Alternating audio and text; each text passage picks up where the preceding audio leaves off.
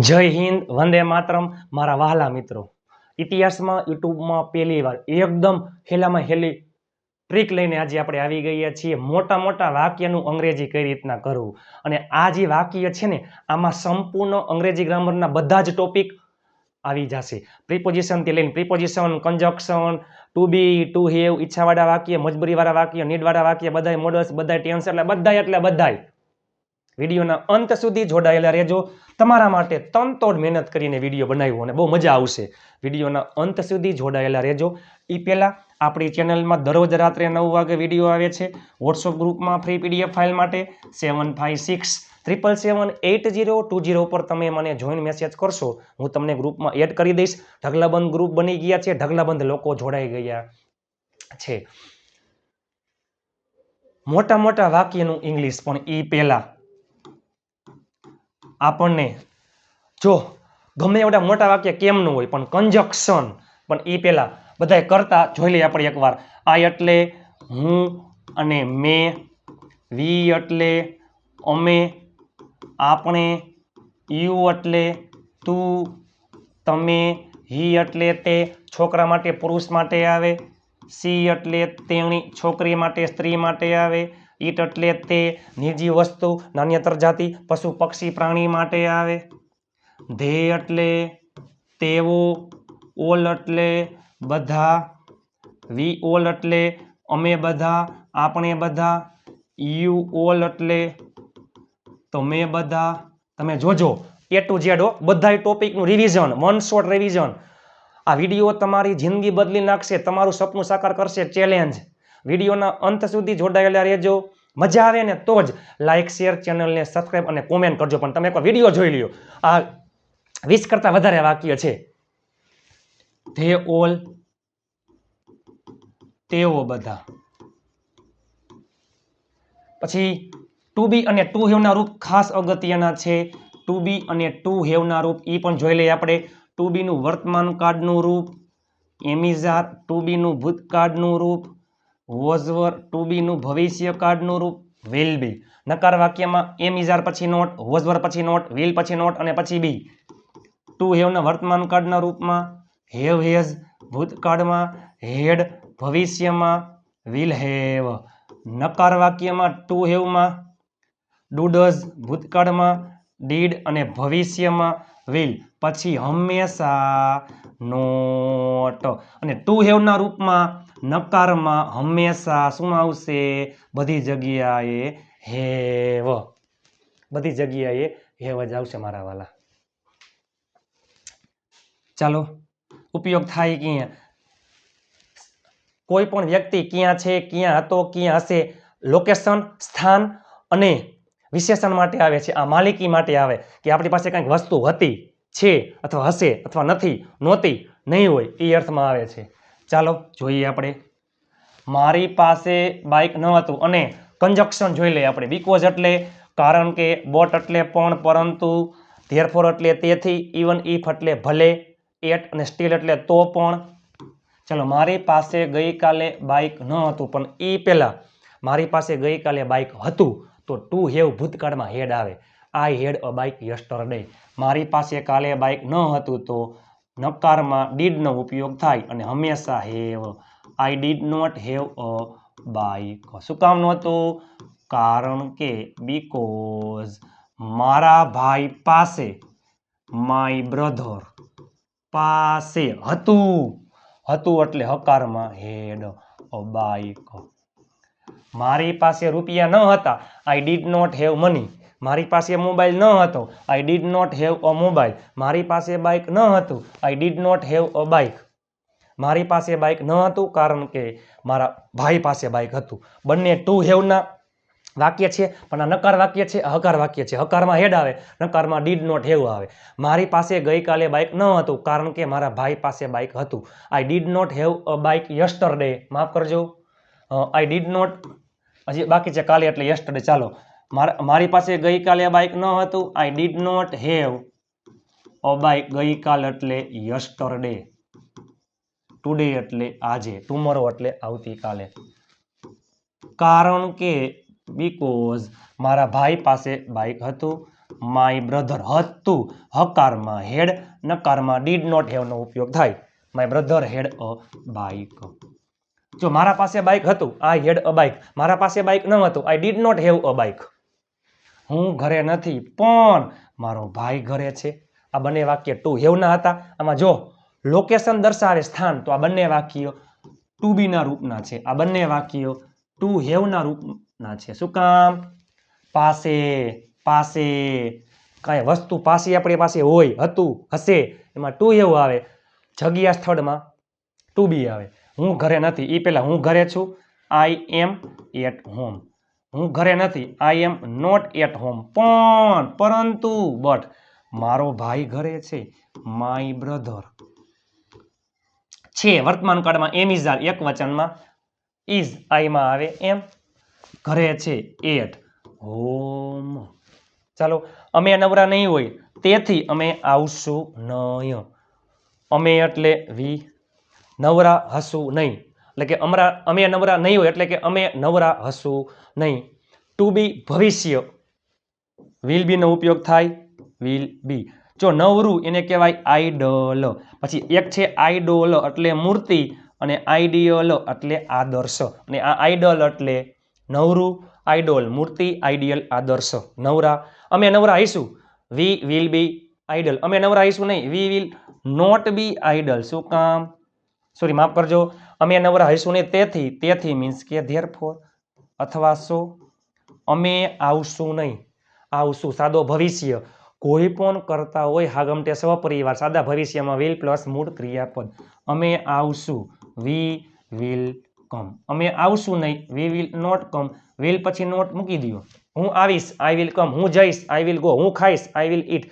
હું પૂછીશ I will ask હું ગમે તેમ કરીને ત્યાં રોકાઈશ હું ગમે તેમ કરીને ત્યાં રોકાઈશ કારણ કે મારે રૂપિયાની જરૂર છે હું એટલે આય રોકાઈશ સાદો ભવિષ્ય વિલ પ્લસ મૂળ ક્રિયાપદ રોકાવું એટલે સ્ટે આઈ વિલ સ્ટે ત્યાં એટલે ધેર શબ્દ આઈએમપી છે ગમે તેમ કરીને ગમે તે રીતે એની હાવ હું ગમે તેમ કરીને તમને મદદ કરીશ I will help you anyhow હું ગમે તેમ કરીને ગાડી ચલાવીશ I will drive a car anyhow હું ગમે તેમ કરીને અંગ્રેજી બોલીશ I will speak in English anyhow હું ગમે તેમ કરીને ત્યાં રોકાઈશ I will stay there anyhow કારણ કે મારે રૂપિયાની જરૂર છે કઈ વસ્તુ જોતી હોય જોઈએ છે તો વોન્ટ આવે જરૂર છે જરૂર હતી એમાં નીડ આવે જરૂર છે તો નીડ અથવા નીડ્સ આઈમાં આવે મૂળ ક્રિયાપદ I need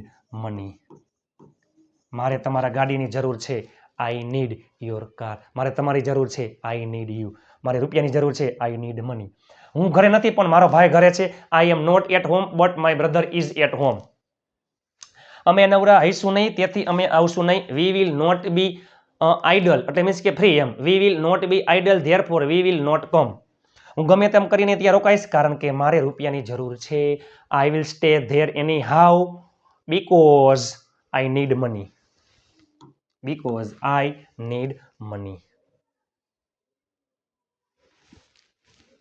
because I need money તેઓ બધા ગઈકાલે આવ્યા કારણ કે તેઓને મૂવી જોવાની ઈચ્છા હતી કારણ કે તેઓ બધા એટલે they all આવ્યા સાદો ભૂતકાળ કોઈ પણ કરતા હોય સાદા ભૂતકાળમાં ક્રિયાપદનું ભૂતકાળનું રૂપ હકારમાં જો કેમ આવે નકાર હોય નકાર તો નકારમાં ડીડ આવે ડીડ સાથે મૂળ ક્રિયાપદ આવે they all came ગઈકાલે એટલે yesterday they all came yesterday શું કામ કારણ કે because તેઓને ઈચ્છા હતી ઈચ્છાવાળા વાક્યમાં want ટુ પ્લસ મૂળ ક્રિયાપદ પણ જો ઈચ્છા હતી ભૂતકાળમાં તો want નું ભૂતકાળનું રૂપ wanted હવે ટુ પ્લસ મૂળ ક્રિયાપદ to watch a movie ચાલો તે અત્યારે ગાડી ચલાવી રહ્યો છે તે એટલે હી અત્યારે હાલમાં ક્રિયા ચાલુ છે ચાલુ વર્તમાન કાળ am is are plus ING he is ક્રિયાપદના અંતે ઈ હોય તો ઈ નીકળી જાય he is driving a car અત્યારે હાલમાં નાવ અથવા રાઈટ નાવ ગમે તે ચાલે તેથી એટલે ધેરફોર તે તમને બોલાવશે નહીં. પણ ઈ પહેલા તે તમને બોલાવશે સાદો ભવિષ્ય. He will call you. તે તમને બોલાવશે નહીં. He will not call you. તેઓ બધા ગઈકાલે આવ્યા કારણ કે તેઓને મૂવી જોવાની ઈચ્છા હતી. ધે ઓલ કેમ yesterday because they wanted to watch a movie. તે અત્યારે ગાડી ચલાવી રહ્યો છે તેથી તે તમને બોલાવશે નહીં. He is driving a car right now therefore he will not call you. અમે રમવા માટે આવ્યા. અમે એટલે વી. આવ્યા સાદો ભૂતકાળ. કમનું ભૂતકાળનું રૂપ કેમ. આવ્યા એટલે ફોર. રમવું એટલે પ્લેઇંગ. યાદ રાખજો મારા વાલા મિત્રો, નિયમ છે કોઈ પણ પ્રિપોઝિશન, આ છે પ્રિપોઝિશન, કોઈ પણ પ્રિપોઝિશન પછી ક્રિયાપદ આવતું હોય ત્યારે ક્રિયાપદને આઈએનજી લાગે છે અને પ્રિપોઝિશન પછી કર્મ વિભક્તિ આવે છે. મારા માટે ફોર મી, બરાબર, મારા પહેલા બિફોર મી, મારા પછી આફ્ટર મી, મારા માટે ફોર મી. અને ક્રિયાપદ આવતું હોય તો આઈએનજી લાગે છે. For, with, in, before, after, without, આ બધા શું છે પ્રિપોઝિશન. એના પછી ક્રિયાપદ આવતું હોય તો ક્રિયાપદને આઈએનજી લાગે. રમવા માટે ફોર પ્લેઇંગ, શીખવા માટે ફોર લર્નિંગ, ખાધા પહેલા બિફોર ઇટિંગ, વાંચ્યા પછી after reading. V came for playing. અમે રમવા માટે આવ્યા તેથી. અમારે રોકાવું પડ્યું. પડ્યું મજબૂરી વાળા વાક્યમાં ટુ હેવના રૂપ ટુ પ્લસ મૂળ ક્રિયાપદ આવે છે. ભૂતકાળની મજબૂરી હેડ ટુ પ્લસ મૂળ ક્રિયાપદ. We had to. રોકાવું એટલે સ્ટે. અમે રમવા માટે આવ્યા. We came for playing therefore we had to stay. તેણીની પાસે સમય ન હતો. એ પહેલા તેણીની પાસે સમય હતો. પાસે હતું તો હેડ, પાસે ન હતું તો ડીડ નોટ હેવ. તેણી એટલે છોકરી માટે સી, પછી ડીડ નોટ હેવ ટાઈમ. તેણીની પાસે સમય ન હતો. She did not have time. તો પણ એટ અથવા સ્ટીલ તેઓ આવી, સોરી, તો પણ તે આવી શકી. તો પણ તે આવી શકી. છોકરી માટે સી.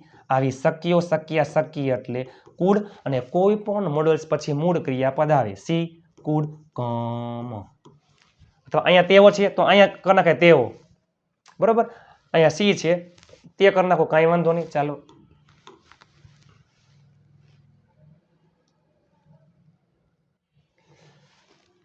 પછી તમે જોવો તો ખરા. તમારા માટે તનતોડ મહેનત કરીને વિડીયો બનાવ્યો છે મારા વાલા. તમારે ત્યાં જવું જોઈએ. આમાં બધું આવી જશે. આ રિવિઝન છે, વન શોટ રિવિઝન. જવું જોઈએ એટલે શુડ. તમારે એટલે યુ. જોઈએ એટલે શુડ. શુડ પછી મૂળ ક્રિયાપદ. જવું એટલે ગો. ત્યાં એટલે ધેર. શું કામ? કારણ કે એટલે બીકોઝ.